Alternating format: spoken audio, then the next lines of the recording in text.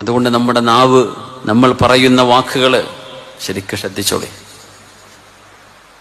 ജറാഹാതു സിനാനി ലഹൽ സിയാമു വലാ യൽതാമു മാ ജറഹൽ ലിസാനു.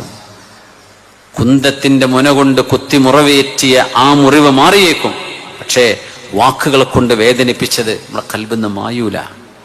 എന്നാലും എന്നോടത് പറഞ്ഞില്ലേ, എന്നാലും അന്ന് എന്നെ അങ്ങനെയല്ലേ അവള് പറഞ്ഞത്, അവന് പറഞ്ഞത് എന്ന് നമ്മുടെ കൽബിലേക്ക് ഇങ്ങനെ തേട്ടി വരും.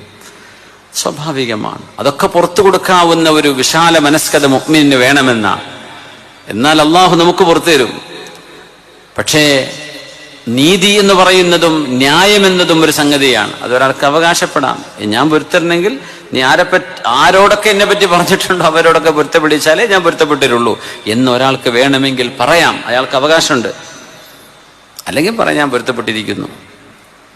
അതുകൊണ്ട് ലോകത്തിന്റെ നാനാഭാഗത്തും എത്തുന്നതാണിത്. കുറെ ഷെയറും ലൈക്കും കിട്ടുമ്പോഴേക്ക് തോന്നിയതൊക്കെ പറയുകയും വിളിച്ചു പറയുകയും ചെയ്ത് മനുഷ്യരെ അപമാനിക്കുന്ന ഈ പരിപാടി നിർത്തിയില്ലെങ്കിൽ അള്ളാഹിന്റെ കോടതിയിൽ നമ്മൾ പിടിക്കപ്പെടും. നമുക്ക് അവകാശങ്ങളോ നമുക്ക് ഹക്കോ ഉണ്ടായിരിക്കാം, അത് വേറെയാണ്. പക്ഷേ ഒരാളിനെ, ഒരു മനുഷ്യനെ അപമാനിക്കുന്നത് ഗുരുതരമായ തെറ്റാണെന്ന് പുണ്യ നബി സല്ലല്ലാഹു അലൈഹി വസല്ലം. صلوا على النبي محمد وآله.